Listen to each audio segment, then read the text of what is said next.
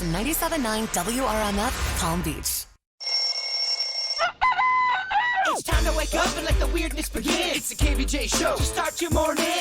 Kevin is the host, and his skin pigment is whiter than Casper the Ghost. Virginia sounds like this. Nickname Vicious Bee, so don't get her pissed. It's Jason, called So You Spaz, and they love to talk about Bigfoot and stacks. So get ready, here we go. You're listening to 97.9 with the KVJ show. Happy Monday. Good morning. Welcome to the KVJ show. How are you guys doing here today? Good morning. Good to see you, Virginia. You too. Yeah. I feel like I've been carrying a lot of the stress of life in my neck. Oh, I can't turn right or left. And one of our salespeople came to me last week and she's like, I heard you talking about your neck and I got you a massage endorsement, but I'm too scared of the coronavirus to go. You are. Well, if you don't want it, I'll take it because I could use it because I have legit back problems. It sounds like a sweet deal.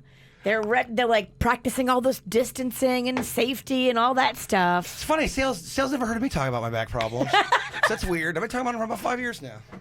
I think I mentioned Nothing it for you, once. huh? Yeah, Virginia says it once. Okay, endorsement. Get it? Virginia wants it.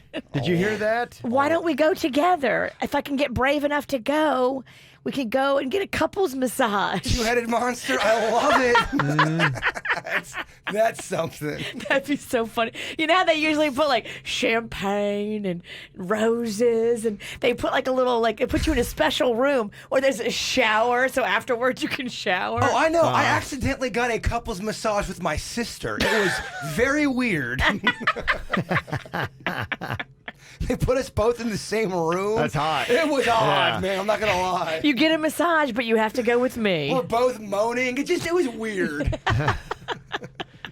So you're not necessarily back to massage level? I'm not, but I'm in so much pain that I'm considering it because I can't move my neck without it popping and hurting. Okay. And I took Tylenol for multiple days in a row, and you know how I feel about that. Like, I just wanted to give that a break. You're not a big Tylenol fan? Well, I'm not a big fan of taking anything for like multiple days in a row.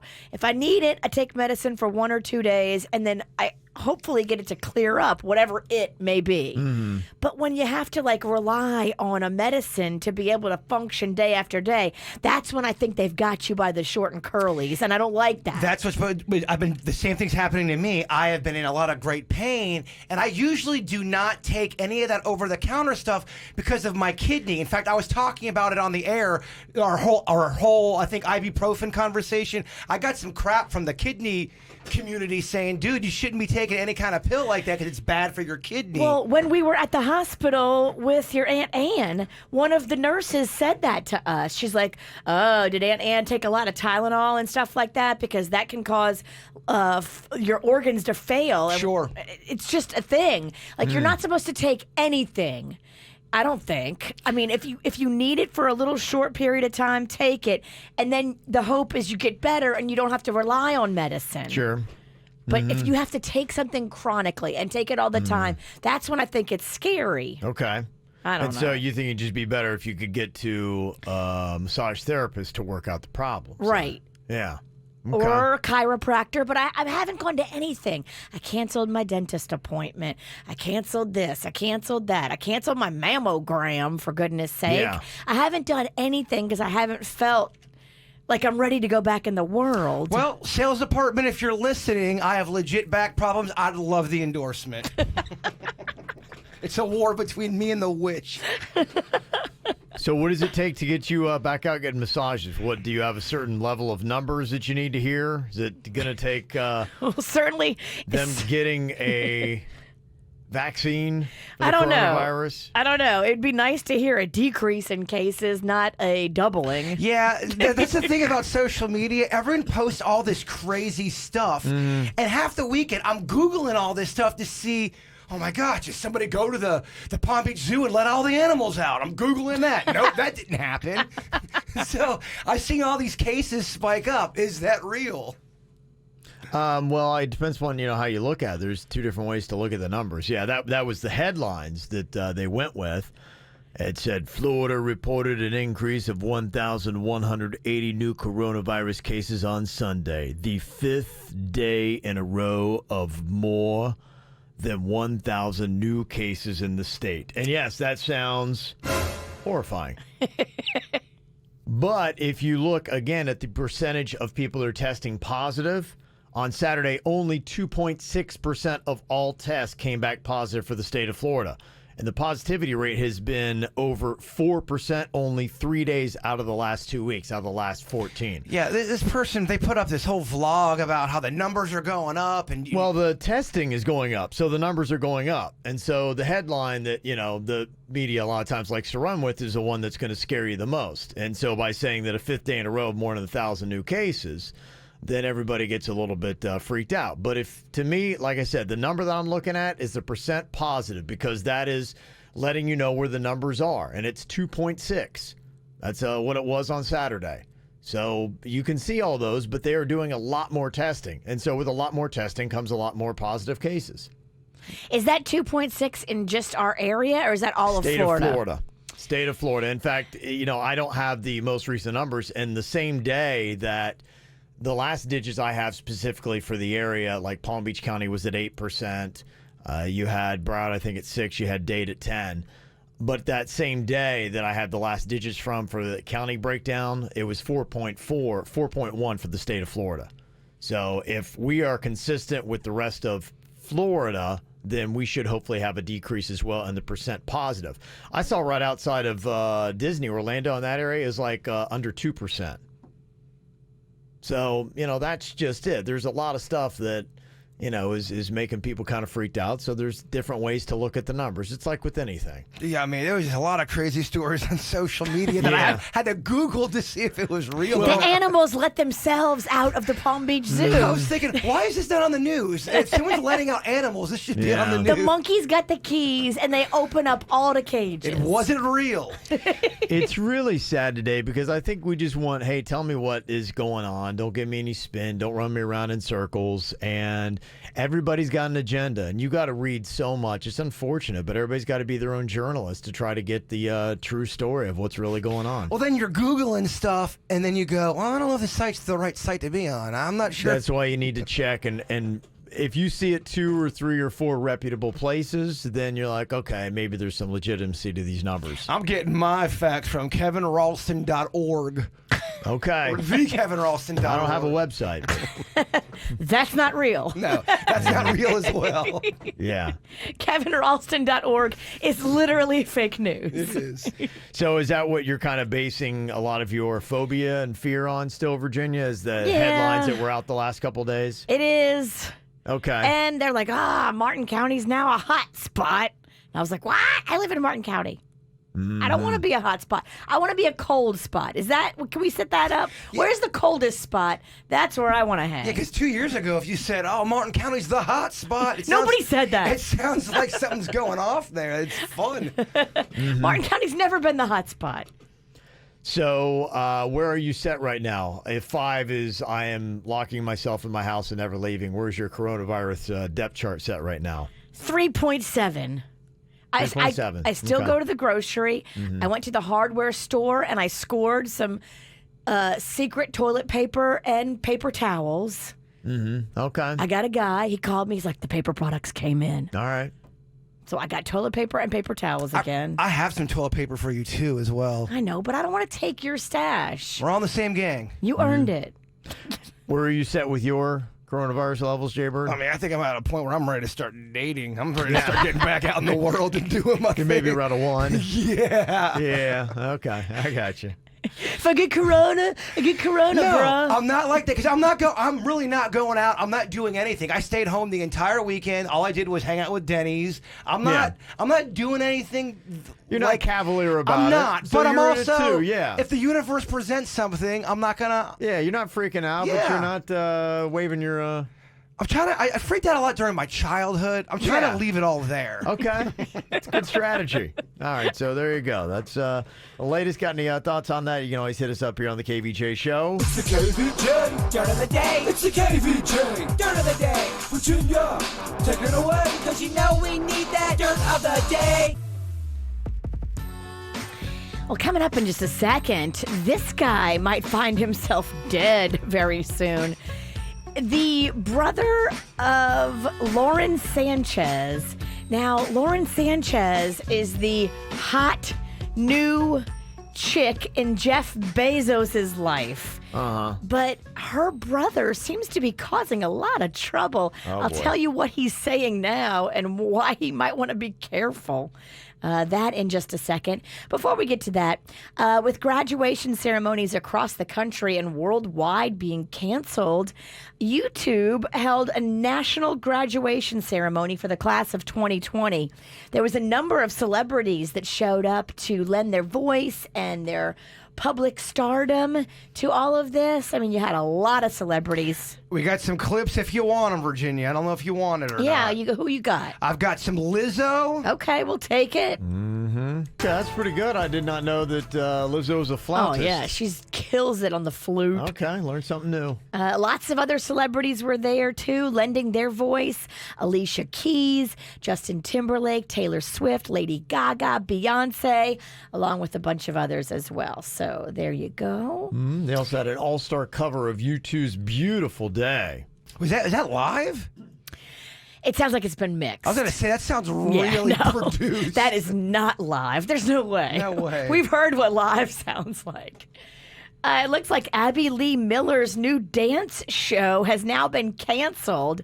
She's had a little bit of problems as of late. Is she the crazy dance? She's the one that has that show with the little kids. And then she went to jail for tax evasion and drama. And then now that she's out, they were trying to get her started back up again, but now she's canceled again.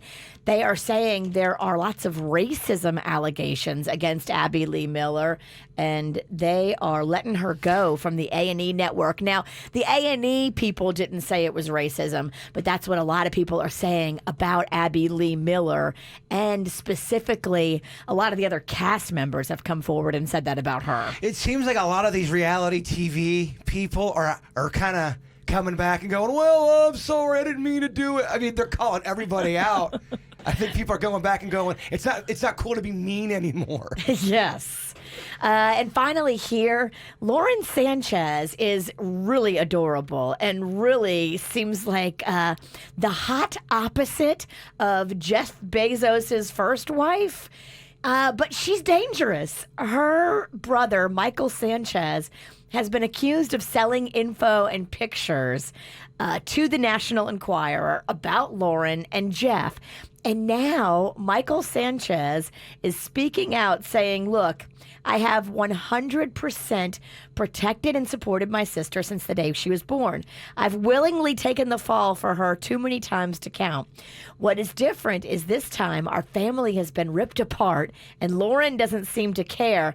So he's threatening to tell the National Enquirer all kinds of secrets and everybody's dirty laundry. Now, when you have Jeff Bezos money, you can make problems like Michael Sanchez go away. It'll be fascinating to see what happens to this cat since he's wanting to chirp like a canary. If Suits has dirt on all of us, Kevin, Virginia, Bird, and Denny's, who falls the farthest?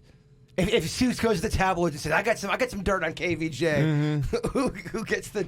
Who's the dirtiest of us all? Is it based in fact or is it... I don't know. It's just based on what Suits is going to do. I don't know. Suits blood in, blood out. That's right.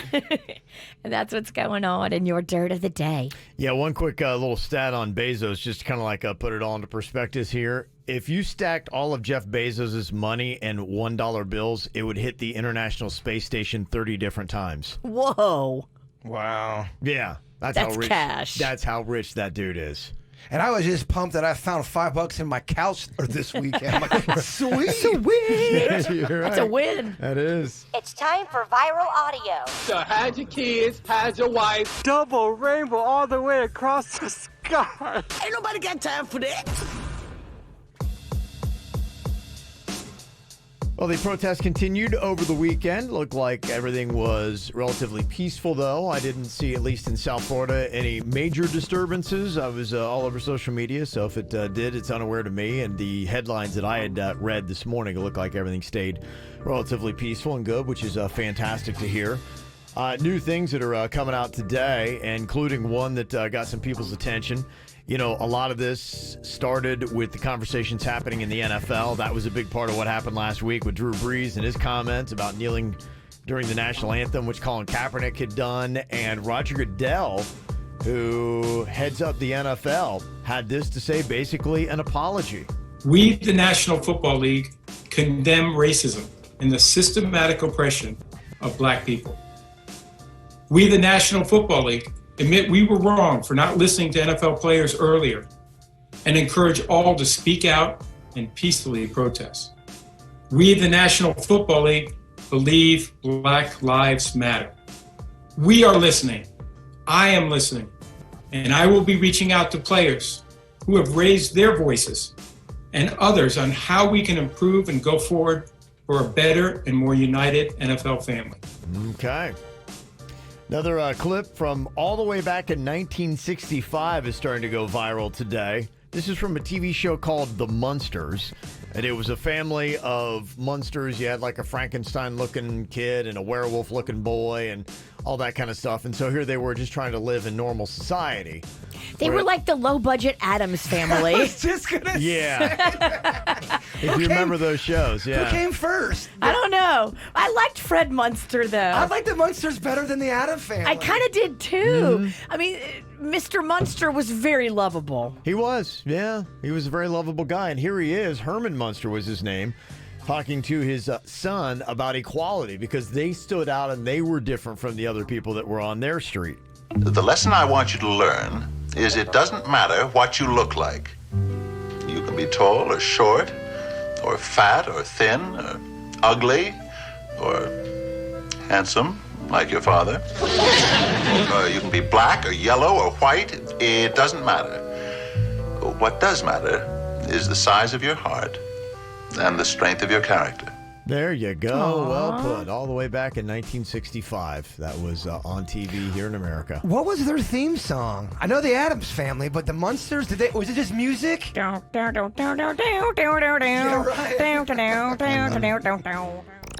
Do you need more KVJ Show? Find everything KVJ at kvjshow.com. What are you thinking about? What are you thinking about? What's on your mind? Are you thinking about? What are you thinking about? What you think about today here, Jay Bird? Well, I just want to tell you about my process. I've been trying to, lose some of this quarantine weight, Kev. Yeah. I've been doing real good. I've been on the treadmill. I've quit soda. Okay. And then the entire weekend, I was very proud. Friday night, no pizza, exercise. Saturday, same thing. Yeah. Sunday, I walk over to producer Denny's house. Yeah. And it's weird because Denny's is not known to be a snack guy. Doesn't really, in fact, I don't think he loves food. I think he deals with food because it's part of survival, but he don't love food like I love food. He thinks about it more like Kevin than you. Survival, not for pleasure. Exactly. He does get a little pleasure, but he's not like a man that craves pizza and all that. My boy's got to have a real nice buzz for him to be seduced by food. So I'm over there, and he keeps on talking about how him and Jen have these donuts. He's like, "Do you want a donut?" We got like 5 more left. I'm like, "No, man. I'm trying not to do donuts. Donuts really are like the crack or the heroin for me. It is the worst thing I could put in my body." I denied him twice. He asked me again. And then as his wife was leaving, she's like, "Bird, we got Long John in here." I'm like, "All right, let me just look at them." So I got up there and I'm just looking at the donuts, and again, I sit back down. Denny's goes, "Come on, Bird, just have one donut, man. It's the weekend, blah, blah, blah." And basically brought the donut over to me, and then I ate 4 donuts. And went off the rails, drank 2 Yoo-Hoos. It just was. So I'm calling out Denny's. It sounds like he made the mistake of over-purchasing donuts, which I've done. You bought too many of something, and now it's in your house, and now you realize if you don't share, you're going to eat all of them and feel fat and gross. And so you have to bring somebody else down. Look, I'm a grown man. I got to take responsibility for my own actions, and I am. I think subconsciously, my boy just likes a plus-size Jaybird. He likes a little junk in this trunk. He does. I'm trying to fatten you up for the summer. Yeah. Hot girl summer. He likes a little meat on these bones. So the rules have kind of reversed here, Denny's. You're now the junk food pusher? Yeah, it was just an odd turn of events that we ended up with so many donuts. And we were just trying to see if Bird wanted some. And I think Virginia kind of nailed it. We had a surplus of donuts we were trying to get rid of a I've little been bit. there. Well, you have too many, and you're like, what did I do? Yeah. I bought these donuts when I was hungry. And now I'm realizing if I eat all these donuts, we're going to have a serious pants fitting problem. It was weird because you kept on selling me on that long donut. It's like, oh, Bird, you got to get that long donut. The foot long? It's got so much glaze. He was using all the buzzwords. It got so much glaze on it, Bird. I'm like, glaze. You were selling it, huh? I love glaze. I mean, I'm not kidding you. It wrecked everything I did from Friday to Sunday. I run the treadmill 3 times. I worked it out. I ate over, I think, 1,200 worth of calories of donuts. I didn't burn that on the treadmill. Well, you went from wanting no donuts to eating all the rest of them. That's why I can't have a bite. Just one bite sends me into a frenzy. By the way, I get it though. I feel terrible today. Yeah. Yeah. I get it. That's kind of the way I do that because I'm afraid that if I got the taste of it again, just forget about Well, I it. did that in the afternoon. Then 5:30 rolls around. I order milkshakes. It just the whole thing fell apart on the Lord's Day. Milkshake. I did. I ordered milkshakes from BurgerFi, an Oreo cookie milkshake. At that point, I go, you screwed up. Just go for it now. You're already going to jail, Bird. Have that last beer. Just let it ride. Okay. Virginia, what you got on your mind today? Well, I realize I might not be the best coach for poor Mags. You know, she just got her permit last week, and so every time that I have to go run errands, this is her thing now. She's like, can I drive you? So if I have to go to the hardware store, she wants to drive. If I have to go to Publix, she wants to drive. And even when I'm at home and I'm not planning on going anywhere, she's asking me, hey, do you have any errands? Can I drive? Can we create an errand? Yeah, okay. So yesterday, we did not have anywhere to go, and she was like, oh, let's just go get ice cream, please. Let's go get ice cream so I can drive. And I was like, all right. So reluctantly, I got out of my moo-moo, and I, shoeless, granted. Now, I was shoeless. I let her drive us to the ice cream store. And I just might not be the best for coaching somebody how to drive because... Really? Yeah, we're shocked over here. Yeah. I felt like there was a couple of times when I didn't know if she was going to do what she was supposed to do, which, you know, she pulls out in front of somebody and then goes slow, which I'm like, Mags, you can't do that. If you're going to pull out in front of somebody on US 1, you have to go. You can't pull out in front of somebody and then gingerly meander. But then also, when you're trying to turn left, you can't go right first and then turn left because now you're kind of going into the right-hand lane. So when she does these things, I get real like, Mags, what are you doing? You get mad, but you're not really mad at her. Your reaction seems like you're mad. Yes, I'm not mad at her, but I'm like, ah! It goes high-pitched, it goes panic, it goes loud. There was one point when I didn't think she was going to stop, and she was going to drive us into oncoming traffic, and I was like, Mags, you got to stop. So to her, it feels like I'm yelling. I can only imagine because just that 3-second yelling you were doing was so annoying. Yes, I know. It was tough, man. It was tough to listen to. And so she's like, Mom, you can't yell at me like that. I'm like, well, Mags, you can't drive us into oncoming traffic like that. What do I do? Why don't you just take her on some back roads right now? Make sure she really nails it during on the back roads of Tequesta until she's got it, like the back of her hand. She's got to graduate. She can't just start driving into the store if she's hitting the brakes right in front of a truck.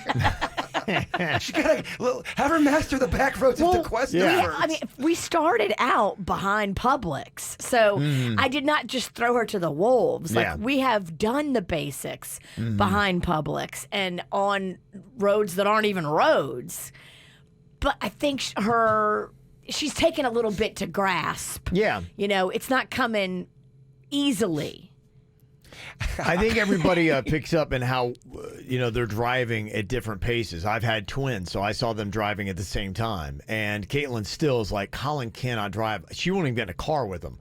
And she's terrified of him driving. And I think some people just have more skill to do it than others. You're completely right, because when I was 15, I waited till the last month before I turned 16 to get my learner's permit. I was only driving with my dad for a month, and then they gave me a license. And let me just tell you, I should not have had a license. Oh my God! Yeah, you should have to drive with somebody for I don't know if it's different, because back then I only had my learner's permit for about maybe 5 weeks. Okay, yeah, maybe not enough. It was definitely not enough. Yeah. So, if you find that, as she's getting to it, it's almost like passing tests. It's different levels. But you've got to pass one level before you move to the more advanced level. And so I would start and come up with a plan. This is Mag's driving level 1, 2, 3, 4, and then full graduation, and then have her kind of almost do your own personal driving test, pass it before she moves to the more difficult course. And she knows she's not allowed to go on major highways. I mean, US 1 into Cuesta at 8 p.m. is a ghost town. There's not a lot of cars. So I wasn't trying to put her like on 95. She knows that's not in her future anytime soon. I'm over here giving you crap, but I taught my niece how to drive, and it was pretty much the same thing. We would get on the road, and she would do all of this stuff, and I'd go, "Oh, Brittany, what are you doing?" Yeah. I go, try to be calm, but you can't, because you think she's going into oncoming traffic. Yeah. I did, and I was like, oh my gosh, this is it. We're going to die. I have to scream in that scenario. It's hard to be calm. But then she's like, Mom, you're screaming at me. Like, it's just...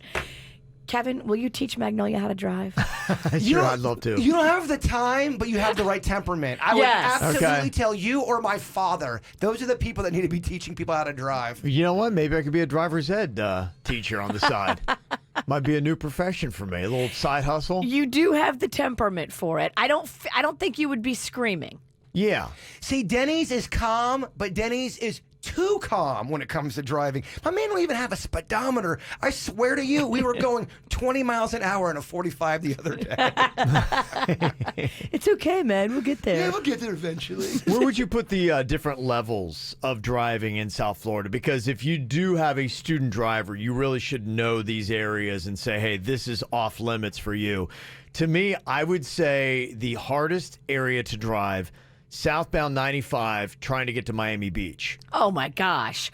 I'm not ready for that ride. When you're trying to, all those exits right there, and you're trying to do 195 or 395, and you're trying to get over, to me, that is the most advanced driving in South Florida anywhere, navigating that when it is rush hour. As soon as you go south of the station that fired us in Miami, Sheridan on 95. Sheridan and 95. I am horrified because everything south of there, it just seems kind of lawless and like blinkers aren't important. Well, it really, to me, it's like Ives Dairy Road. If you get south of that, then everything changes. When they get the express lane, then you got the Golden Glades. It's kind of like, all right, get on your mark, get set, go. There, when we were living down in Miami or that area, I used to dread. I had to get on 595 every single morning. And when we first got there, I did something. I don't know what I did, but I ended up getting on some kind of highway and going west and not realizing I was going west. I'm going, where is the radio station? It's east. I'd put that area at number 2. The 595, the flyovers there is the number 2 hardest area in South Florida to drive. Because I was way out west and it was real dark. Yeah. And it's scary, too. It's scary when I look at it. I can't imagine, like, Mags trying to navigate that. Magnolia trying to get on a 595 and trying to merge? There's no way. There's no way. Yeah. It's some tough stuff. So, yeah, if you've got a student driver, definitely know the levels. And they should have a rating based on how hard they are to drive. Really for anybody, especially with our senior drivers. To say, look, this is just a stretch of road that you should not be on because this takes the youngest, most spry, the best of us to drive this area. Well, seniors that prove they can't drive. There are some seniors that are better drivers than me and Virginia put together. Absolutely. Yeah, you're right. So, interesting stuff to know. What I wanted to say here today, what I got on my mind is if you were not able to catch the conversation I had on Friday on Facebook, I just want to give you a quick website to check out. We had our first South Florida United. I watched you. Oh, you did? Okay. Yeah, I watched All it too. Kind of nailing it. It was nice to have a conversation. It started off with my trainer, Kevin, and he's the one that I started having more of the in-depth conversations with, just about what it was like growing up in the inner city and also being black in America. And that is really what kind of started to open my eyes more. I'd had conversations with people before, but not to that level. And so for me, it was very interesting as this stuff is now on the forefront for a lot of people. I think a lot of people are really just starting to ramp up and understand a little bit more some of the feelings and some of the struggles that are going on. And so we had our first conversation with my trainer, Kevin, also with Ricky Aiken. He is with Inner City Innovators, and I just want to give you that website if you want to cut to it, because what I'm trying to do is point people in the direction. If you're seeing all this stuff and you're like, I just don't even know where to start, I don't know what to do. Yeah, there's a lot of protests that are going on, but am I going to be lost in a crowd? I mean, is that enough? I really want to figure out what I can do. Going to these places, these are organizations that either take funding or also looking for volunteers where you can actually get in there and get it on the ground and start mentoring and helping some of these kids. And that truly is it. A lot of them just sometimes need some guidance. They need somebody to be an advocate for them and to help them through, the struggles that they have to go through in the inner city. And innercityinnovators.org is the website that you can go to and get plugged in and start finding some more things out. And everything that I'm talking about is right here in South Florida. So you're seeing a lot of national stuff, but the stuff that I'm going to be having in my conversations are if you want to contribute to making things better in South Florida, that's what you can do. If you didn't get to see it, it's up on our Facebook page, also on YouTube. You can go and watch that and what happened. But hopefully some interesting stories, and got a lot of emails from it too. So. Yeah, I found it fascinating. I love hearing Ricky talk about his personal journey. That was some pretty compelling stuff. Yeah, he has a very interesting story where he grew up in a situation where he had people in his family that were on drugs, and he didn't really have that kind of guidance. And that's what he's doing. He's a mentor for a lot of these kids that were in the same position that he was. And unfortunately, that happens. The numbers are kind of staggering, in the black community in some of the inner cities that, they don't have two-parent households that they're growing up with. And so mentorship is definitely needed. And that's what he has really done. And the guidance he's giving these kids, because these kids are going through struggles that if you grew up in the burbs, you can't really even relate to what these kids are going through. And he's there for them, and he's helping other people connect to them and saying, hey, I'm here for you. I'm pulling you out of this and making it happen. So he's doing some great stuff. He really has dedicated his life to it. That is a beautiful thing. Yeah, it really is. So there's a lot of people doing a lot of good stuff, and that's just it. I don't think they're getting enough attention. And that's the one thing that this has given us now is a national conversation where people are talking about, people are actively seeking this stuff out. These are conversations that I've been having for a while, but it just, people weren't necessarily ready to pay attention. And I think that's the good thing about everything that's going on is the tone has changed and people are saying, okay, how can I help? So, the opportunity presented itself, so we had the conversation and put a spotlight on it. So go check it out if you didn't, if that's something that interests you. It's on Facebook and YouTube right now on the KVJ Show pages. Since the pandemic, if you had to put your weekend into one headline, a lot of times it doesn't sound that exciting. Oh, mine is so lame. Mine was pretty lame. I had a really lame weekend. I really kind of been looking back at what's been going on, since pretty much March 11th. Like, woof. Yeah, there's nothing that's been too crazy. I would say if I had a headline from my weekend, I learned how to play spades. That is Okay, that's good. That was you're the learning big highlight. Stuff. That's good. Yeah, it's a fun new little card game. Well, new to me. Fun card game that's kind of what our family does all weekend. We play card games. I've learned, and I'm getting pretty good at about 4 different card games now. Because that's all we do all weekend. I love cards. I never play them, but every time I do, I always think, why do I do this more? It's so fun. Yeah, I know. They are a lot of fun. Yeah, that's why I'm the same way. If you actually get a group of people that want to play for not a lot of money, but a little bit of money, it does make it kind of exciting when you can leave a house with $100 extra cash. That's kind of fun. It is. The only thing is, boy, things are already hot enough just because we're all very competitive. You know, I can't even imagine if we had money on it. I think it would just. You're I right. could ruin the dynamic. No, you're totally right because I know two guys still aren't talking to each other because of a Risk game they played. Yeah. A board game. In fact, I think the comment's been said several times. Like, we're not playing for money. Why are you so upset? It's supposed to be fun. Some people are just so competitive. Oh, I know. And that would be my wife's family. They're all very competitive. So it gets a little bit heated. What's your headline from the weekend, Virginia? Probably binge watched Queen of the South, ignored my children. Okay. Yeah, that's fun.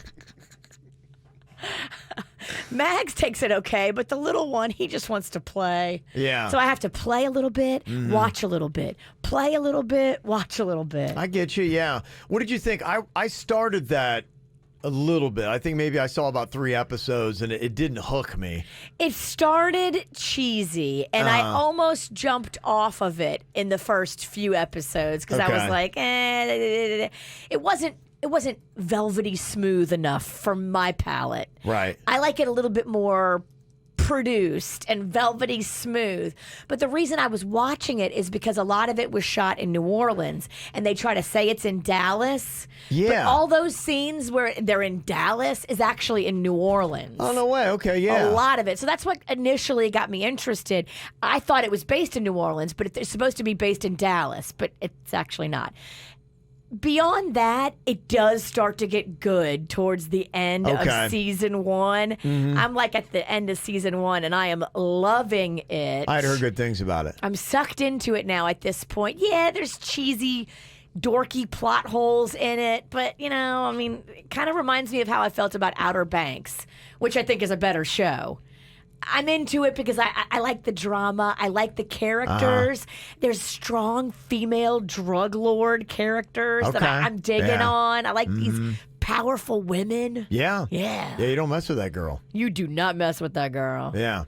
Jaber, what's your highlight from the weekend? I would say the highlight was I went to Whole Foods, and I was at Whole Foods, and they had this little toy area, and they had all these little like a mermaid toy, this little whale toy, and I'm just looking over there, just kind of because I like mermaids, I like all that kind of stuff. I think there's like a little unicorn, and I'm just watching and looking and kind of in my own little world. And this old timer walks up to me out of the blue and starts talking to me about the mermaid and the little fish that I was looking at.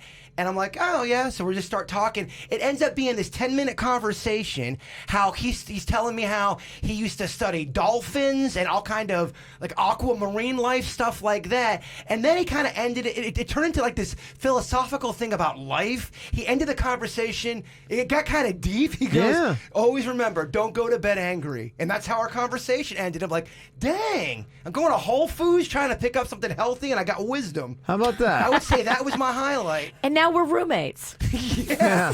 Sometimes people just walk up to me and just start talking. I had a mask on and everything. You have that look. I do. I guess I do. You attract, hey, let's talk about life. My dad has the same thing.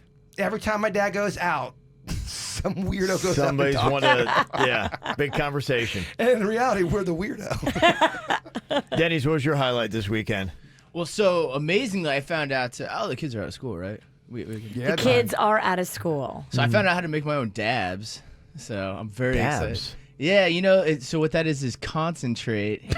Oh, okay. This is a weed thing. The big dab stuff, yeah. That's why I had to check real quick. But yeah, so I found out how to make my own. You're like a chemist in there. Yeah, I'm very excited. It's weird. So I bought this, it's a hair straightener, but it's real wide palette, or wide plate on it. Yeah. And you set it to about 250. And then you get parchment paper, and you put your medical in there. So he's actually giving us a tutorial here. Oh, I haven't seen him this excited since his shrimp gave birth. And you heat compress it real hard. Yeah. For about 2 minutes, and it pushes some of the oils out of it. Kind of like exact same principle as olive oil or peanut oil. Okay. And you collect that oil on the parchment paper, and you gather it together, and you get your dab out of it. A concentrated. How about that? It's pretty cool, yeah. It's interesting to watch. Kind of looks like you're kind of smoking crack a little bit. It does have a weird look to it. but it's not crack. It's Yeah. So I was very excited about that. It was an online tutorial I saw. So you were kind of Queen of the South in it too. Yes. He's just not selling Well, I it. go over to his house after he's feed me with donuts, and then he shows me this couple. There's this couple on YouTube. I guess they're married or whatever, and they're a bunch of stoners, and they basically, people send them dabs. They got for the best them gig to do. ever. This guy was smoking all this dabs. They get paid to smoke other people's dabs on YouTube. What's the definition of a dab for somebody like me that Yeah, has what no does that idea? mean? So it's that concentrate. So like normal THC is probably like 25% THC. The dabs could be up to like the 90 percentile. Oh my Weed goodness. in its purest form, Kevin. Wow. Okay. Good. So it doesn't take a lot. No, it takes just a pin drop is Yeah. all you really need. And you're good to go. And you're good to go. Nice and relaxed. The donuts might have been a byproduct of all this dabbing I was gonna experiment. say, it's all starting to tie in now to the weekend. The That story makes about- sense. Yeah. Denny's, be careful. You're going to be 280 You're right. pounds. Him, be careful. I'm gonna be 280. I'm just dancing near the flames right now. That's interesting.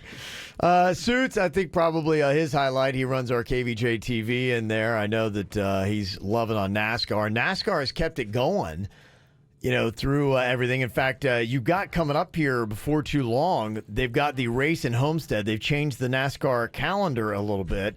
And what I had seen is that Miami-Dade County is going to allow up to 1,000 fans in the stands at Homestead, Miami coming up. Now, this would include the families of military personnel and first responders. I don't know if you'd heard anything about this, Suits, about any fans being there? Yeah, so they're not actually selling tickets. It's only for military and their family that are going to be able to attend. So And they're gifting them. Yes, it's all free, and then they're going to be spread out throughout the grandstand since, it's a 60,000-seat grandstand or something around there. So they'll be spread out considerably in the grandstands. But I thought that was really cool that they're going to be bringing military members out to the racetrack this coming weekend at Homestead. That was really awesome. Now, you had sent me just this last weekend because NASCAR has been running for no fans, and they've been televising the races that have been happening, so they're kind of back in action. But they made a statement, and they actually had the drivers kneeling this week? Yeah, so it was one of the officials ended up kneeling, but what they ended up doing, which was really unique, is on the pace laps before the race, they brought the entire field to a stop on the start-finish line, and the president of NASCAR addressed what was happening and, how we need to do better over the radios to the entire field before a 30-second moment of silence. I thought that was such a cool way to show the support for the entire sport for what's happening right now in this nation, there's obviously a stigma around NASCAR, so I thought it was really cool to see them stand up and do that and take so much time before the race to really recognize George Floyd and everything that had happened, even during the national anthem. His name escapes me, but there was a 12-year-old who went viral with a song last week about George Floyd and what was happening. Yeah, and I think I saw that. He did the national anthem Oh, that's before great. the race. So I thought it was really cool to see them step up and address this instead of just kind of passing it under the rug and just going about business. I thought that was really awesome on their So it part. wasn't done during the anthem itself? There was a official who kneeled, which that doesn't really During the happen in anthem? NASCAR. Yes, during the Yeah. anthem. And that doesn't really happen in NASCAR, so that was big to see that. A lot of times it's more of an NFL thing. You don't see that because it's always patriotism, which is a good thing. Yeah. I love the way they show the sport for the nation, but I thought it was really cool to see that side of NASCAR. Well, the NFL made their statement and apologizing, saying that they don't believe that they did it right and approached it the right way when it came to kneeling in their sport. What was the reaction for NASCAR from the fans? I saw more positive than I expected. There's always a side of NASCAR that it did not take kindly to it. They took it as a political thing. And I really don't see this as political. This is about equality. This shouldn't be a political issue. Right. But unfortunately, some people, will It's about look at humanity. it that way. Yeah, this is about humanity. This is about equality. This is about injustice. It doesn't have to do with the politics of the situation. I hate seeing that when Right. people turn it into a political issue. So I thought it was great because NASCAR's been on both sides of it. They've shown support for our police, our military, and at the same time showing support for when something happens in this country that needs to be addressed and is wrong regardless of what political aisle you fall Yeah. on. It's going to be interesting to see how baseball handles it, too, because I think it was only one player last year, or maybe even the year before that did it, and it was a big no-no. Baseball's very old school, so it's going to be interesting to see how they handle that, and if you see that happening more in baseball. Seems like there's a lot of tones that are changing and more understanding that is happening behind the message being sent when people are kneeling. And so it'd be interesting to see. First of all, baseball has to agree on a season to get going. I mean, that's what I mean. They're so old school with a lot of things with their thinking. I'm interested to seeing how this plays out. Yeah. Well, in the NBA, too, which is getting ready to start games in Orlando before too long. So coming up this summer, they're going to have some stuff. Will there be that kind of stuff happening during the anthem as well? Celebrity birthdays today. Big ol' happy birthday to Kanye West, turning 43 today. Also got a birthday shout out to Sarah McFarland from Mom and Matt Daddy. So there you go. Thank you very much for that email. You can always send us one too to get in your birthday requests. Mail at kvjshow.com. MAIL at kvjshow.com. Okay, here we go. Monday morning on the KVJ Show. It is time to see if our crew here is able to think fast. I'm not going to lie, my COVID stats have not been very good as far as games we played during the whole COVID thing. Okay. Decline. I was on a roll. No movie game. Think fast. Don't beat yourself up. It's a global pandemic. All right, you're We've right. all been different. Look at my eye. It's a little twitchy and weird. Virginia's pretty much the champ every single week. I know. I'm getting fat, slow. I'm losing it, man. All right, turn it around. Oh, you're right. All right. You're not even helping yourself. You're right. I'm just beating myself up over here. Okay, Suits is going to help me judge this. I'm going to give you a topic. You got to come up with something that makes sense in that category to get a point. First round here with Virginia, Jaybird, and producer Denny's. It is a type of berry that starts with the letter R. Raspberry. Oh, Virginia. Dang. That was quick. Look at the champ. Yeah. Okay. Take a 1-0 lead. Yeah. Bird looks a little rattled over there. I was thinking elderberry. Okay, next up.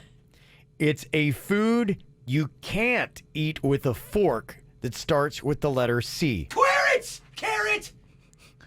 Can't eat. Candy cane! Okay, all right, give you that. He wins because he confuses the whole room. What's a query? Yeah. We all got our strategies, bro. What? Yeah, even I was messed up. Kevin, you should take away any point he just earned. That is a mess. You guys were stunned, and he just kept rattling along. I'm really suffering from this donut hangover. Yeah. We're all paying the price for your abuse of donuts. Okay, think fast. Virginia got a point. Jaybird's got a point. Something you might cover in chocolate that starts with the letter M. Marshmallow. Oh! I was too close to that. Yeah. I was too close to that. All right, the champ jumps up 2-1 over the bird here. Next up, think fast. Something white with a red circle in the middle that starts with the letter T. Target. Oh, Virginia. Oh. Wow. Okay, one more and it's all over. Cleaning our clocks. Wow. Yeah. Denny's, you're eliminated. Oh, damn it, Denny. Denny's is done. How did you get Target so quick? How did you get Target? Just remember, it was Kevin in Virginia before KVJ, Denny's. If you look into his beady eyes, you can kind of read his mind a little bit on some questions. You're on this game. You can anticipate every now and then. Sometimes he remembers that, and then he switches up the way his delivery rolls, and then you can't read his mind as easy. And aren't we? And technically, is summer upon us? Has the real date of summer hit? No. Okay. Just know the summer of Rig. Warming up real nice. Well, technically, the kids are on summer breaks. Yeah. So. Summer starts June 21st. Yeah, of course he knows the date. It's my birthday. It's his birthday. Well. Of course, you don't know that. Jay Bird forgot it was his birthday. He's like, how would he know that? He's not going to remember yours. He can't remember his. You're right. I don't take offense to it. I'm not doing dates. Yeah. Okay. Next up here, think fast. Virginia gets 1, and it is all over. She needs 1 to win. Jaybird, you got a clean house here. This is something that you don't want to spill on your new white shirt that starts with the letter K. Kool-Aid! What? Kool-Aid. Kool-Aid. Okay. Kool-Aid does start with a K. Okay. All right. I anticipated it. All right. Jaybird has got 2. Virginia's got 3. He's fighting. I am. He's fighting. I want it. Think fast. Other than a lake, name something you would go swimming in that starts with the letter C. Creek. Oh, that was such a confusing question. Crystal clear. Yeah, I was going to say. Somebody got it, somebody didn't. That's why somebody's the champ. Wow, Virginia. Very nice. And she holds on to the cap again. I know. Dang. Well, we got some call 'em outs coming up here in a second on the KVJ show, 877-979-WRMF. Anything you want to acknowledge here, positive, we can do. Negative, we can do that as well. Just maybe trying to be like, hey, here's something I noticed. I got someone I want to call out, but it is negative. Oh, it is. It's not a good call. Okay. What did somebody do to you? You tell me, Bird. You want it now? Yeah, go right ahead. So I've had this, in the last week or two, I've got this weird ant problem I can't figure out where they're coming from. It's by my front sliding glass door, and I thought I figured it out. I can't find it, so I called a different bug place that someone recommended to me, and I thought, all right, because I had a terrible experience with the last one. So this person brings their kid on. What this particular company does, I called them on the phone. I talked to them and said, I have an ant problem. I'd like the ant problem taken care of, blah, blah, blah. So they come. The guy comes with his son, but he doesn't spray anything. He basically just looks around and then makes another appointment for another day. So he brings his son with him, and as he's looking for all this stuff, this kid walks up. He's probably 7, maybe 8, I don't know. He walks up to my G.I. Joe area where all of my figures are at and starts to shake it. And all my figures are falling down. And the dad, the bug guy, doesn't say a word to his kid. And I'm like, did he not see his kid just do that? I'm like, that's weird. So I'm trying to politely correct the kid. I'm like, yeah, we're not going to touch these, And it's kind of uncomfortable because I hate correcting other people's kids. I don't tough. like it. But it's your house. It is my house. And it's your G.I. Joe. And I had to say something. And then this little brat starts fat shaming Chewy, calling out, why is your dog so fat? Dad's not saying anything. Damn. And then the kid ended with, why do you have such a white beard? What? Yeah. And then the guy gives me an estimate. He's like, okay, we'll send somebody in on Wednesday. I'm like, yeah. I didn't tell him that to his face, but I'm not having this company work. So I'm calling out that guy. If you bring your kid, that's fine. Don't bring your bratty kid. That's not fine. That's weird. That's weird. I thought it was weird, too. That's a lot. And I have a feeling that any reputable company, if they knew one of their employees was operating like that, they would be upset. It's a reputable company, actually. Pretty funny. Is it one you've done business with before? No, I did not go through them again. Okay, I went to a good. different one, which I have heard great things about, but I don't know. I got a guy for you. I just don't like when something's going on and it's clearly wrong and the parent is there and I'm not the kid's dad. Right. And I don't feel comfortable saying, hey, blah, blah, blah. It just puts that person in a really weird spot. Well, the kid's touching your property. Because if I was the dad, I would have gone old school on the kid and put him on restriction. You don't do that stuff. That is a tough situation to be in. Having somebody else's kid running roughshod through your house. Well, last time I corrected a kid, the dad got in my face. Remember I told you about the kid at Universal? He was throwing ice chips and hit the girl that I was with right in the lip. And I got mad and said, don't do that. And then this guy, of course, he was wearing a Jets shirt. He got all loud in my face about, don't tell my kid what to do, you're not his dad. Your kid is chucking ice off of people's face. And that's why I don't correct people, because it turned into a thing. Yeah. It's tough. weird. That is a tough situation to be in. I think about the only solution is you just got to shackle kids when they come in your house. Also, too, if someone knows a good bug place. Yes, I got a guy for you. Yep. He was just at my house. He's coming to Kevin's house. I'll hook it up. I don't want people to think I didn't. I did speak up, and I did tell the kid not to touch it, but I would have liked some assistance from the dad. Yeah, that is just out of line for the dad not to be involved. Mm-hmm. Got a possible call them out for you, Virginia. Somebody had sent in, said, I'm sure that Virginia would like to call this out. They are now doing blue maple syrup. It is on the market. Why? Well, because I guess kids like crazy random colors. Charlene sent this in, and it is Cap'n Crunch's Ocean Blue artificially flavored syrup. It's maple. You can see the photo there. I stand with Virginia on this one. I get the kids love it. It's directed for kids, but you're going to taste the chemicals in that thing. Yeah, you are. All the blue stuff is very chemically. What are you doing? And this is my problem because I've been vocal about how much I hate blue. So guess what Rocco's favorite food color is? Blue. Blue. That's it, yeah. It's everything blue. It's the ultimate revenge, right? And his dad just goes along with it, buys the blue Gatorade. Blue popsicles were purchased over the weekend. Oh, blue's a fun color, though. Yeah, Panda texted me. He's like, yeah, I got her. Oh, I got her, Bird. Well, that Superman ice cream is blue, and that's very popular with kids. Is Rocco allowed to get that? Yeah. No, he's not allowed to get Superman blue. I haven't had the Superman in a while. What flavor is that? Is that just vanilla with coloring in it?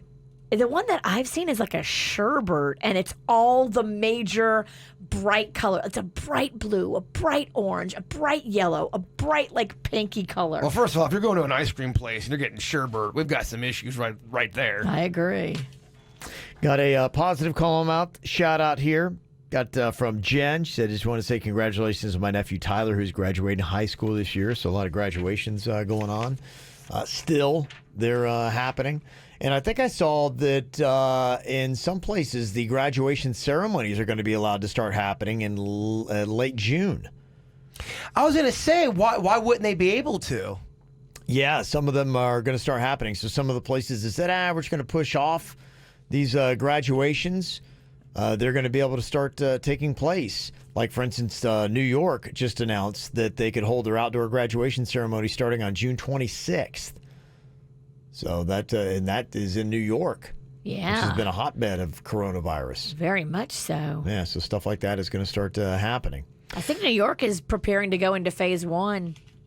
Yeah. They're talking, I heard it this morning on the news. So for graduations, how does that play out for South Florida? Is South Florida be able to have graduations too? Or I haven't heard any announcement about South Florida doing anything yet. But South Florida's getting there. I know that as they start opening up, Palm Beach County wants to go into phase 2. And, they're not allowed. Phase 2 is where you can start opening up some other places, additional businesses and things like that are larger. You'd be able to have theaters. Some of the concert venues would be able to start opening up if you could get into phase 2. So, yeah, some of the places are starting to happen. Yeah, Palm Beach County requested permission to join the other Florida counties that have been there. And Broward County is doing some different stuff as well. Like they have allowed summer camps to reopen starting today. And they're also going to allow large building businesses such as movie theaters and bowling alleys to open at a maximum capacity of 50% starting on June 15th. So there's going to be some changes there. Of course, everybody's got to run by the CDC restrictions that they have with the face masks and all that. Don't know why I'm itching to bowl so bad, but I want to knock down a couple pins. You in?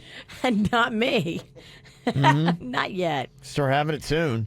And I'm sure a lot of people were wondering, okay, what will the protests do? Because I think I saw that Dr. Fauci was saying that lends itself to the perfect recipe for spread of coronavirus. And so people were watching, and then the headlines kept coming out, it's a 5th day in a row that the state of Florida is over 1,000 cases. And so you're like, okay, is there a direct correlation? What's going on here?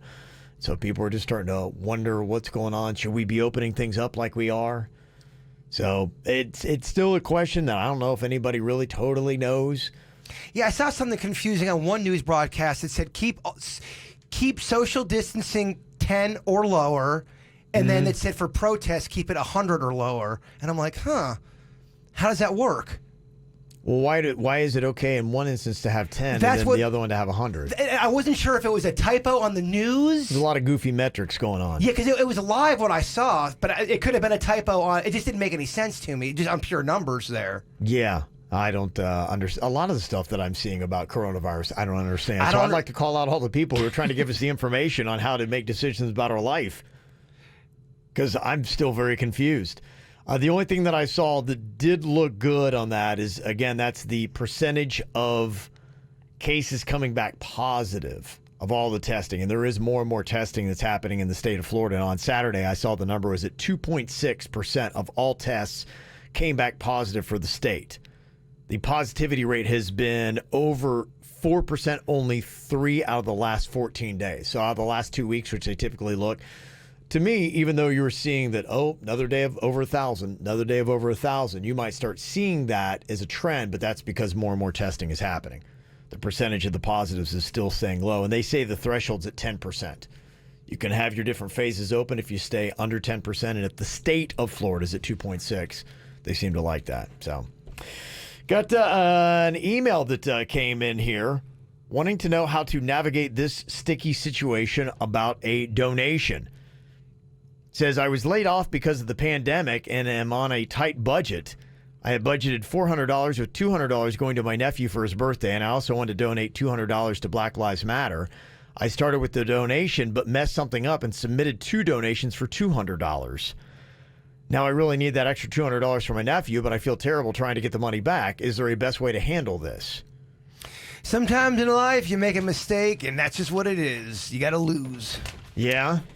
Yeah, I mean, if you explain it like you just explained it to us, I think anybody would understand. And I've done that too, where you've accidentally bought the same thing twice because you got like sticky thumbs on your phone or whatever. Like, I think anybody would understand that you meant to do 200, but you just did 200s. But their dilemma is trying to take money back from a charity. Is that what it is? Yeah, well, I guess my first question would be, do I just go to my credit, say I put it on a credit card, do I just go to my card? Do I need to approach the charity? Or I guess option C is you just eat it and say, sorry, nephew. I mean, I don't know. I guess I would maybe go to the card and the charity and explain the situation to both of them and get their advice. Okay. Separately and see what you're going to do from there. I would just draw the nephew a picture. Be like, happy birthday. Yeah. Happy birthday. I'll get you in July. Exactly. Yeah. Okay. Coming up here in just a few. Did you hear about Suits' shocking revelation about his mom's side hustle he never knew she had? What? Yeah. His mom has a gig he doesn't know about? And it was something where you'd be like, Mom, you did what? Yeah, she's been making some money on the DL for many years doing something you would, I don't know, be very interested to find out your mom was doing. Really? Yes. Does it rhyme with Smooker? I'll tell you, it could be in that field. What? All right. Well, that's how you tease with me. Okay. Kevin. We'll let you know what Suits' mom has been up to coming up next. It's KVJ. When and where you want it. Listen to the KVJ Show and the After the Show podcast daily, commercial free. Search your smartphone's podcast app to listen for free.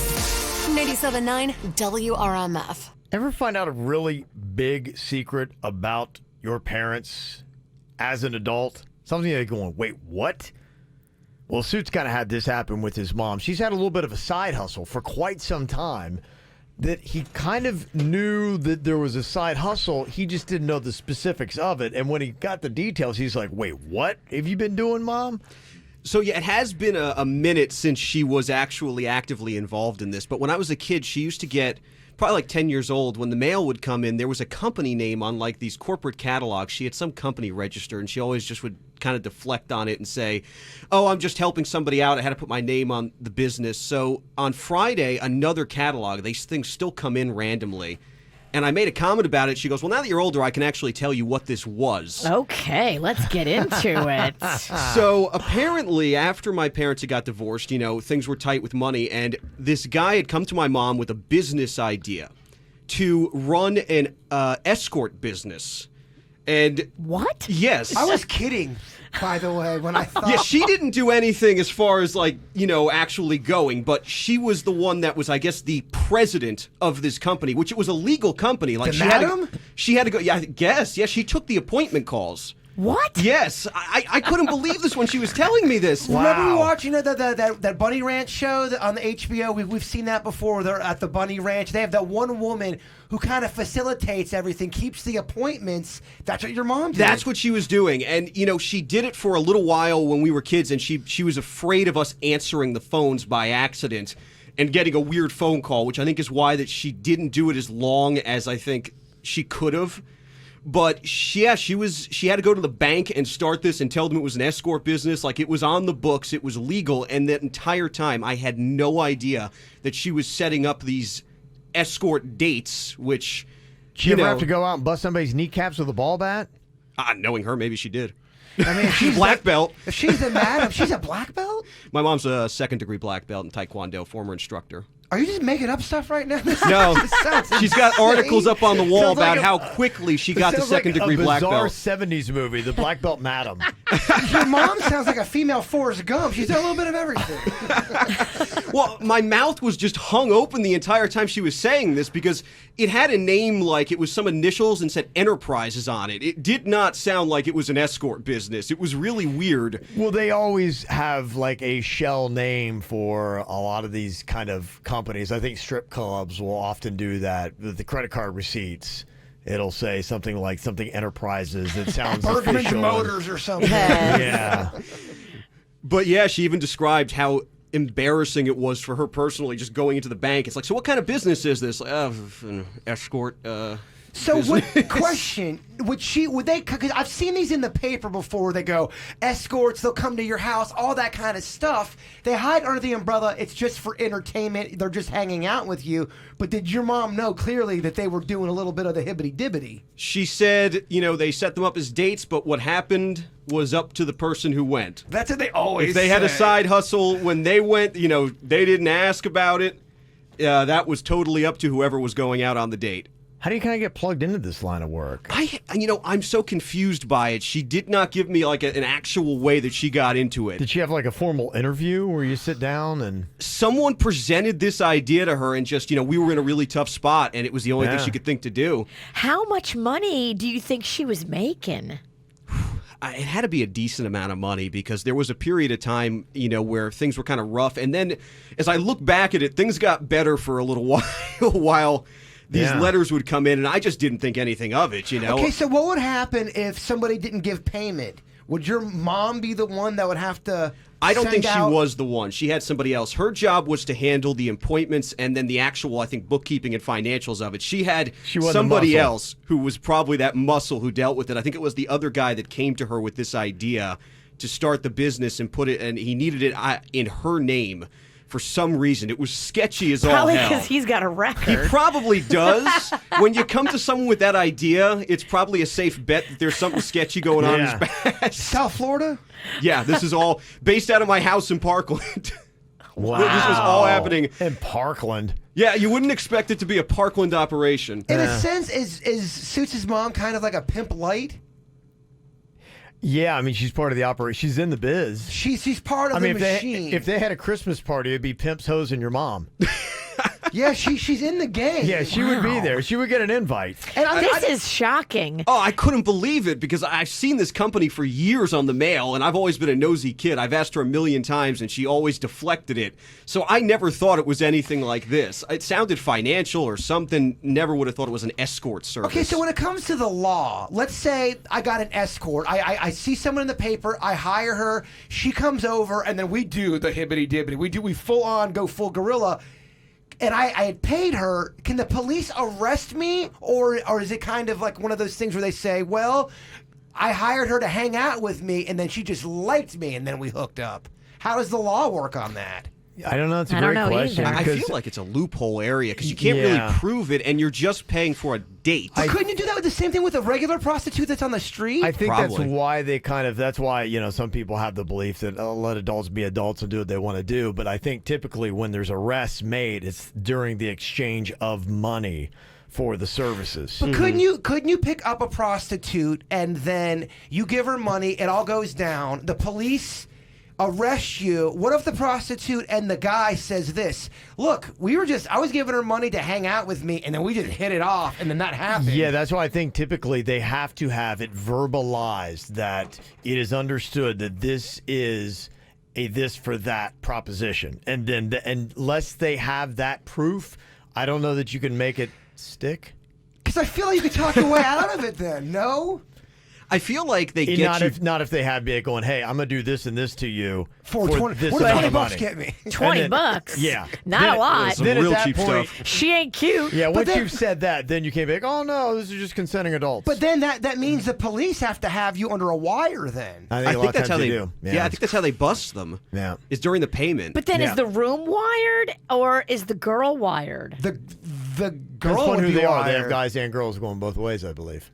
Crazy Typically stuff. undercover women, So I believe. Could someone have infiltrated your mom's business and posed as a escort, and really they were with law enforcement? I assume they could have. It obviously didn't happen because I feel like there would have been repercussions for that. But on the books for the business, it was not on record that any of that happened. So if it did happen, I feel like you have more plausible deniability because you're hiring them. I mean, technically, you're hiring them through my mom. She's taking the call. And it never is transpired on the conversation that that's going to happen. I feel like you need to bust somebody actually agreeing for payment for, that kind of activity. I feel like if you don't do that, you don't have a case. You can't prove it. And by the way, you're making fun of me for like the $20 thing. That with some prostitutes does get you a lot, believe it or not. 20? Absolutely, Virginia. It's very sad. Somebody want to know, how is your mom's 401k? And do you get benefits with that? I do not know if you get benefits as an escort. I don't know how the business was structured. There's some more questions I think I have to ask. I was kind of shell-shocked when all this information When did came you out. find this out? Friday. Right after I got home from work because I got the mail and I made a joke because I'm like, man, they still send these catalogs and the business doesn't exist anymore. But you know when a catalog just kind of has your name down, they keep sending them to your address. So I made a joke about it, and then she was like, yeah, I never actually told you what that was because you were too young. Would she talk about it, or she wants to not really? She's not a microphone kind of person. I can ask her. She might be willing to talk about it. I mean, she was okay with me coming on and talking about it here. That's crazy. I was pretty shocked. Wow, I'm looking at some of the comments. People are talking about what people got for a certain amount of money. Someone got something for $2. $2? What? Yep. Well, it couldn't have been good. You get what you pay for. Thank you. Do you really want it if it's only $2? I don't think so. No. That one's called the Scab Special. Oh my God. Yeah, how You're taking something home with you at that point. I mean, how are you not panicked with that? Oh my. Interesting stuff. You're right. It is kind of fascinating. What a revelation Suits had on Friday. If you ever had one with your parents, what did you find out? You can let us know. 877-979-WRMF. Wow. Suits found out basically on Friday that his mom had worked for a while as a madam, booking some adult appointments. Make some good cash on the side for it. Yeah, I mean, Suits is in his mid-20s. That's late in your life to find out some bombshell stuff like that about your mom. It is a fascinating world, too. Thumbelina texted in. She said, yeah, you skirt the prostitution law by paying a company for setting you up on a date, which is not illegal. The woman escort is not paid by the dude who makes the appointment. The girl is paid by the company as a companion or assistant. So there'd be no way to get in legal trouble. It's a known that she will be, doing some acts, but apparently that way that might be a little workaround. Well, I know that sometimes, I'm talking about from the 90s, there was a ball team I played for, and they had hired a dancer, but she was from the paper, and she also would do stuff, too, for a price, and somebody paid for it. And all you had to do was talk to her handler, and they set the whole thing up. It's Look crazy. at you and Suits revealing all kind of stuff. I didn't do it. Sounds like one of your buddies did. Oh, yeah, one of my buddies did. Were you there? Did you see the girl? I saw the girl. I was not there for the action. Wow. Yeah. Apparently, it's not even some of these side sites. Somebody said there's a girl that messaged me on Plenty of Fish trying to get $30 to hook up. I'm telling you, it's not that much money. Again, though, you get what you pay for. Yeah. So if it's just $30, Ugh. She smells like Plenty of Fish. Yeah. It's very apropos that you found her on Plenty of Fish. Somebody said when I was a kid, my mom got caught skimming like $1 million from the company she worked for. What? And when she went to jail for it, we were told that she was at a special hospital. And then after I turned 16, she told us the truth to keep us from idolizing money. She's the sweetest lady, and it caught us so off guard. We're like, wait, you went to prison for embezzlement? Wow. And you weren't really in a special hospital? That's tough to have to like come to terms with, because it feels like, okay, was everything a lie?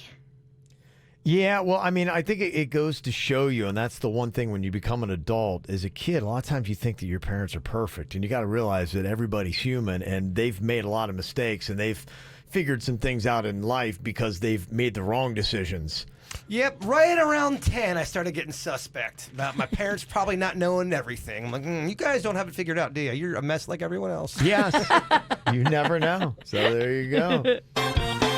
Ow! There's a lot of dumbass criminals to talk about, baby. It's the whacked out news. People breaking the law. Ha-ha, fighting in the nude. Drunk people pooping in the street.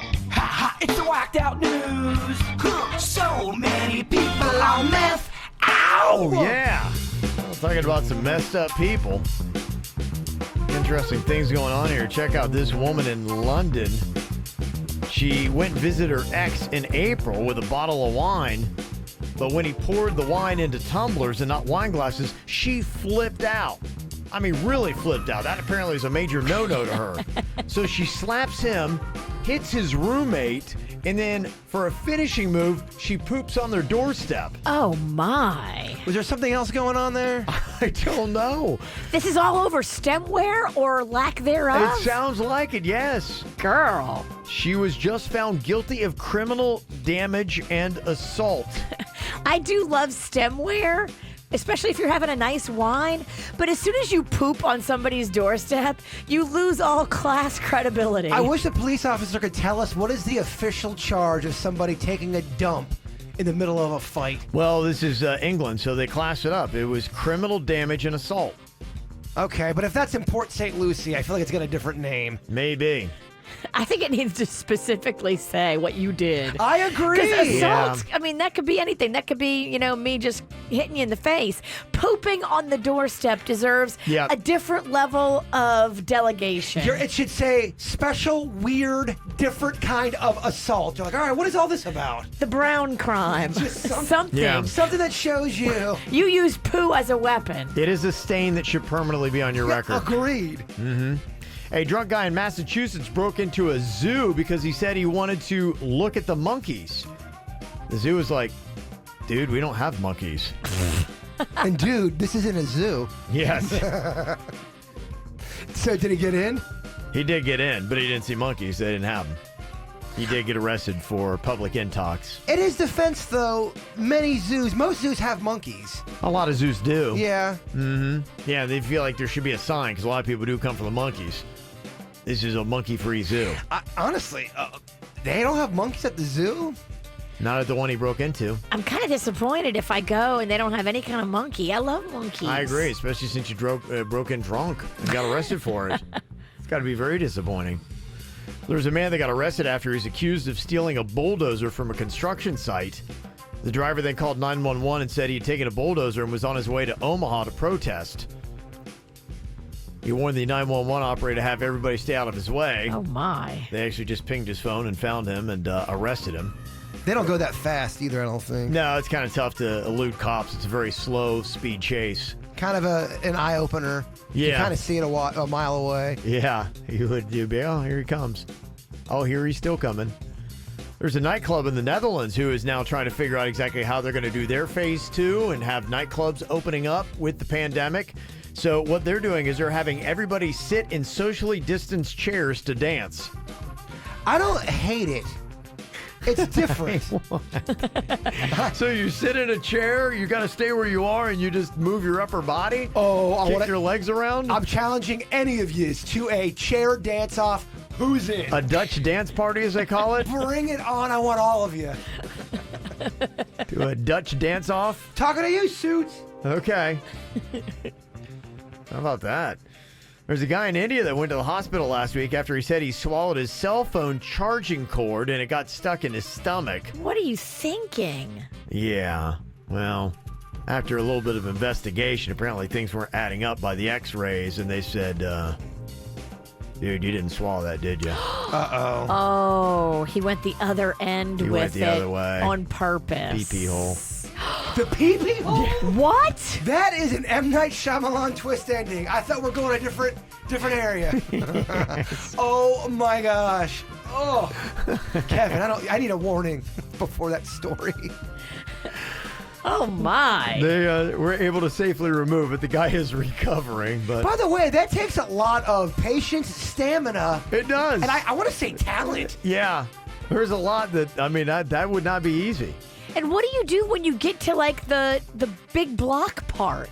He kept going. I see how the cord can go. Yeah. You know what? He probably plugged it in. He Yeah. probably plugged it in just to give him a little, I don't know. Charged up his bladder? I don't know. Wow, this guy is out there. Yeah. Oh, there's a lot of people out there. This whacked out news is packed with a lot. There's a 23-year-old guy in Virginia that was trying to build a bomb to attack what was called, quote-unquote, hot cheerleaders. This idiot blew off his own hand. That's how they found out about it. He was trying to do what with cheerleaders? He's trying to build a bomb to attack hot cheerleaders. Huh. Yeah. Huh. That's about all you can say. Huh. What do you know about that? That's weird. Well, it's in the whacked out news. What if he deemed the cheerleader to be mediocre looking? She's cool? Yeah, he had apparently a rating system. He would deem who was hot and who was not. There is some... Who's weirder? He's probably weirder than the pee-pee whole guy. No, they're really close. Yeah, there's a lot of oddballs out there, man. World's a scary place. It is. Stay in.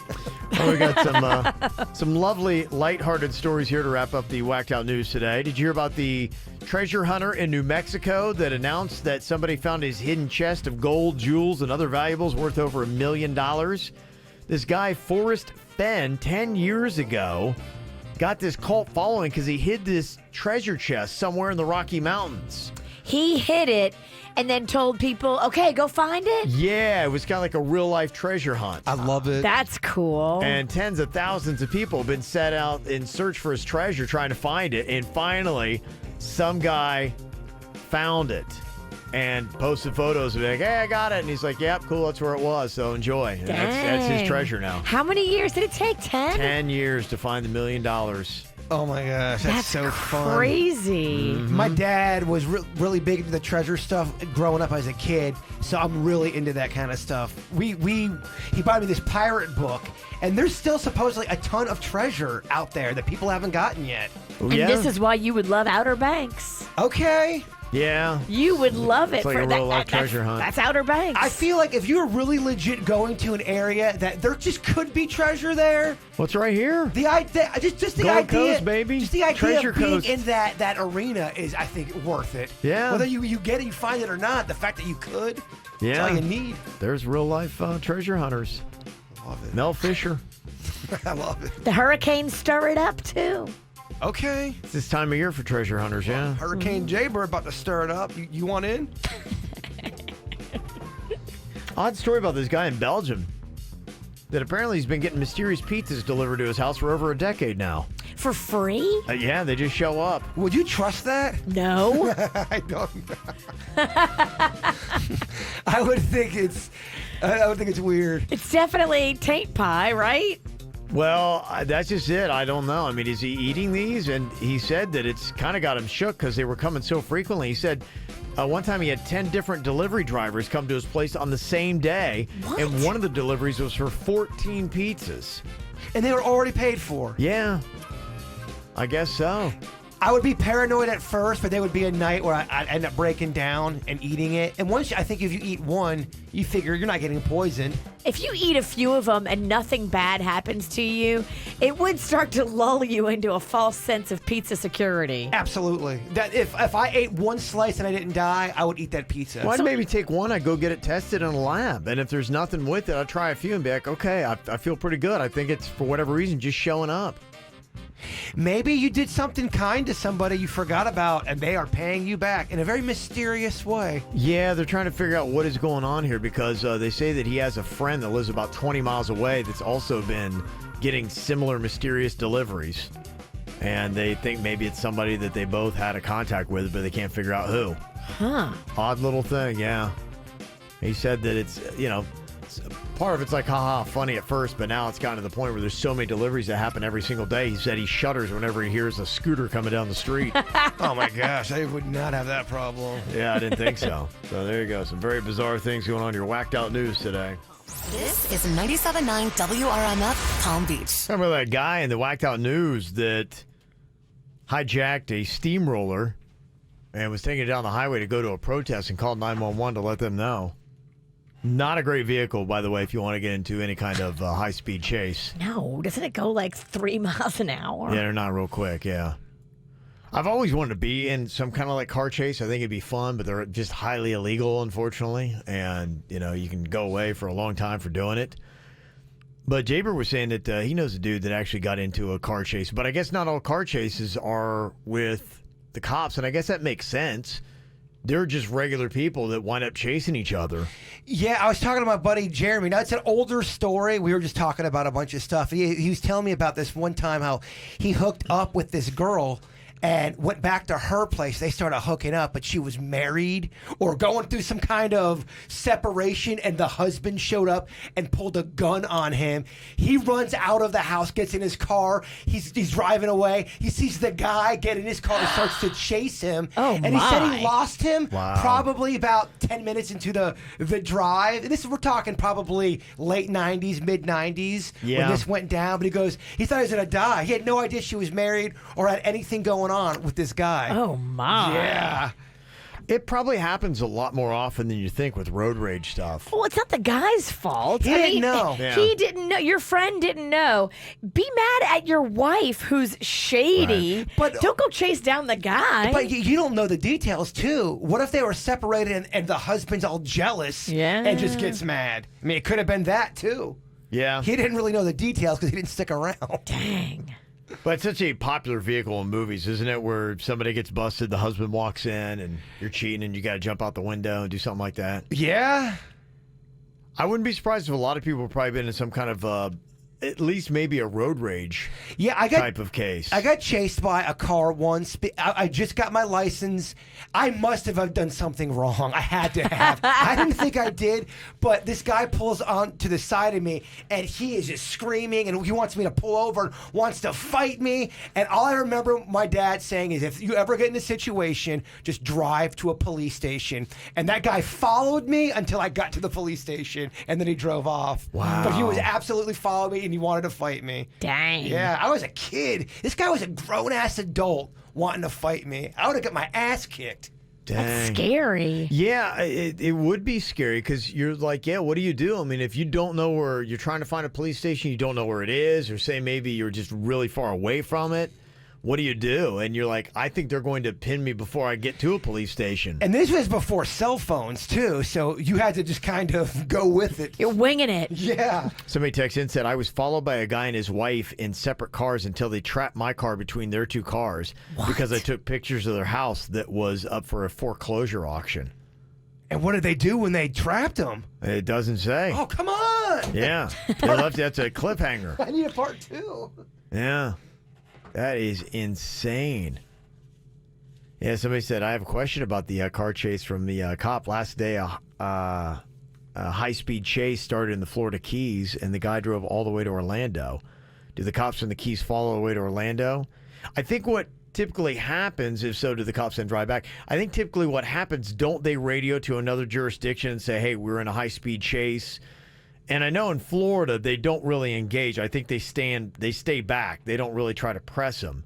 But I think they do still say, hey, we've got a suspect in a car, depending upon what it is. I think unless they have a victim in the car, then they don't really pursue. But they will say, hey, we're following this car, and then they get the police helicopter after it, right? Anytime you watch those chases, you're always just waiting for them to make that one wrong move. That's all it takes, is that one wrong move to where you get stuck. But some of them go on forever.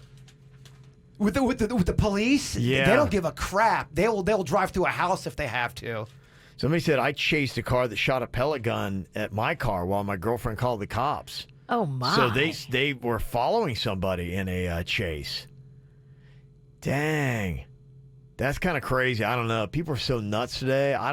I mean, you'd have to do something pretty hardcore for me to follow. And then the whole time, the only reason why I would be to call the cops and say, hey, here's where they are. Yeah, I remember I tailed a boss at the golf course I worked at because this guy was up to no good. And there was a mutiny forming in the bag room at the golf place. Nobody believed this guy. He always reeked of alcohol. He just would lie. He'd throw you under the bus, and we had had enough.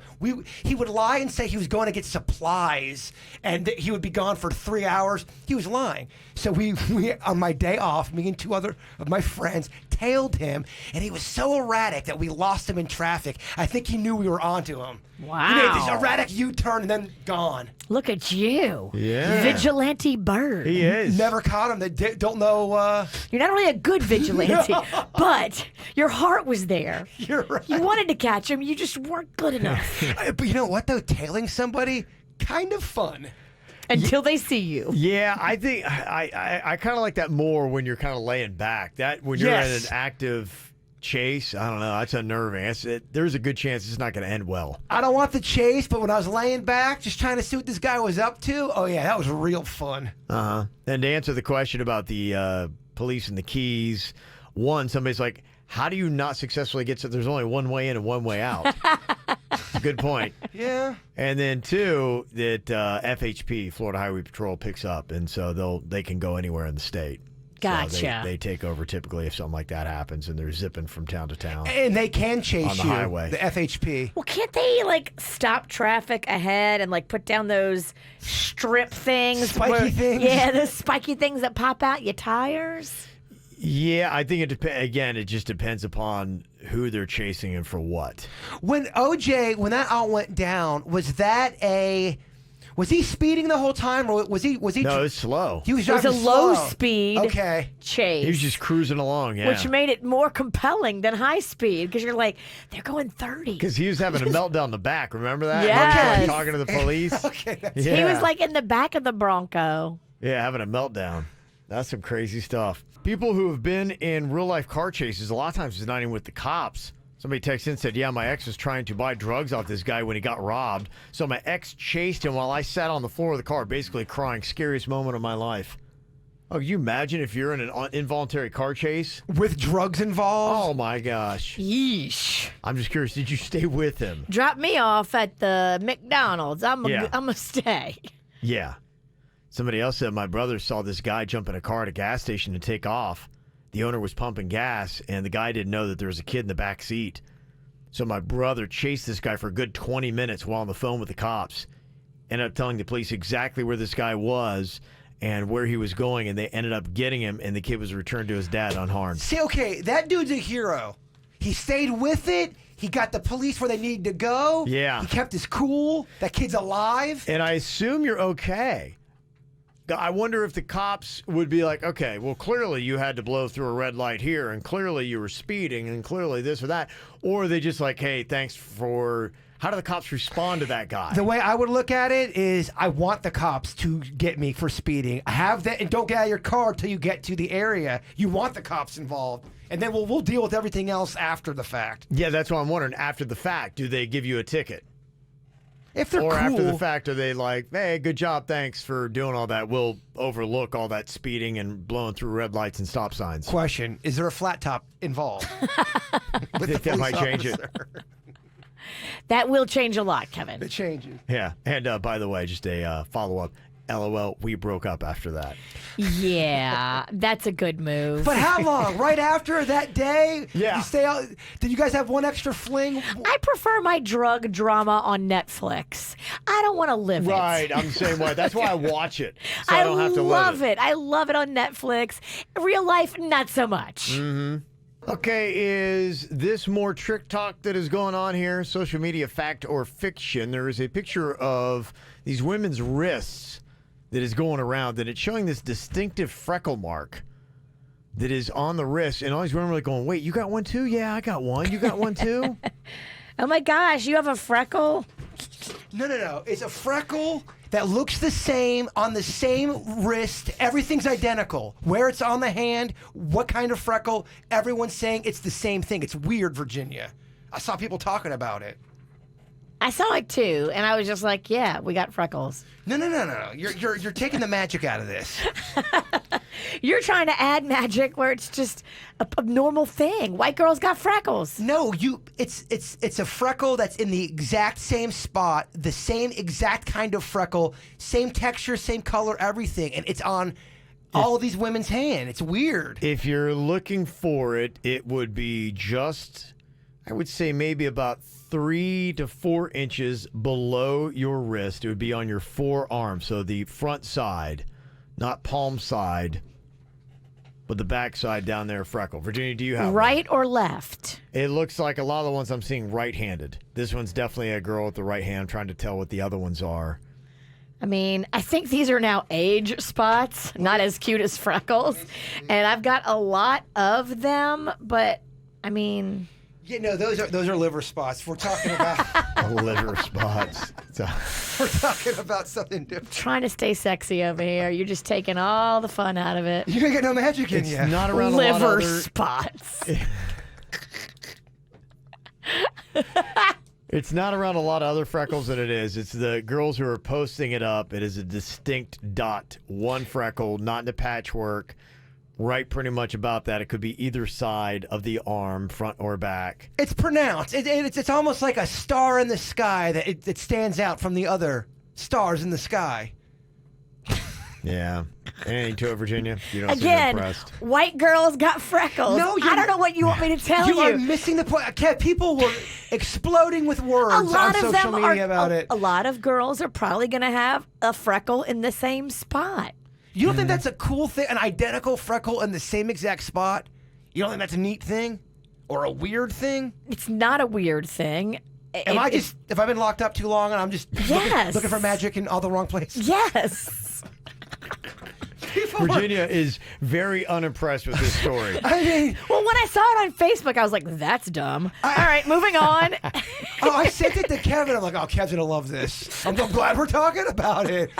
Because people, KVJ Nationers, were commenting on it going, oh my gosh, OMG, I got the same freckle in the same spot with the same look. Oh my gosh, some girls have it and some girls don't. Now you're taking away the magic. It's magic. That's what you do. I could march an alien in here. She'd be like, yeah, so what? It's an alien. Big deal. That's not true. You'd still have a tone. If you marched an alien here, I would be impressed. This Frecklegate is no alien. You are completely underwhelmed with this. Completely. I can't believe we're talking about it. Okay. I can't believe we're not talking about it more. When I saw it on Facebook, I was like, what are these girls got nothing better to do? I disagree, man. If all of a sudden guys were having the same kind of mole, let's say all these guys are like, oh, my left nard has the same mole on it, you don't think that's magic? A testicle freckle? Those happen. Look, I mean, I'm happy for the guys that have it, and if they think it's some kind of secret solidarity group and it makes them happy, great. But guess what? Some guys are going to have a freckle on their ball. Well, someone's a little aggressive over liver spots, a little annoying. Yeah. Liver spots ain't feeling it. I'm just mad because, yes, this bit highlights my age spots. Liver spot Sinicki getting a little aggressive. And now I'm booking an appointment with the laser chick. Mm-hmm. You can't can you get those lasered? Yes, you can. Why do you care? Panda don't care if you got liver spots. I think he does, actually. Oh, man. He does. He pointed out a problem on my leg yesterday. He goes, oh, what's that? I'm like, babe, that's a little vein. It's like a broken little cluster of veins on my leg. And he's like, oh, what's that? And you thought he was being kind of judgy? Well, he's like, is that a bruise? I'm like, no, it's a cluster of veins that have now like burst, and it looks like a bruise. So can that be healed? It can, but it requires sclerotherapy, which I've been going to get. Does that mean because you have old people skin? It does. It means I got old ass veins. leg. She got old lady veins. Old leg. Yeah. That's what she got. Oh, dang. Maybe I'm just mad at your freckle bit because it's pointing out all of my flaws. All of our old lady markings. Mama's mad. Yeah. Don't feel bad. I'm getting old liver spots on my hands, too. Small little things are getting back to the way they were before the pandemic hit. I love it. So regular KVJ hours is going on. That means we go back to the regular time for the After the Show podcast. It is going to be just after 10 a.m., so just about 10 minutes from now or so. We should get on that.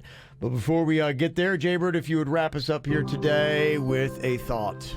Well, today is National Best Friends Day, so I want to dedicate this thought to y'all. Okay. And I thought this was fitting, too. On our Facebook page, me and Denny's did a best friends song, and it's designed to share it to one of your friends. So if you like it, if you like a Virginia, you share it to her. Say, I love you. That's sweet. Yeah, so here's our thought.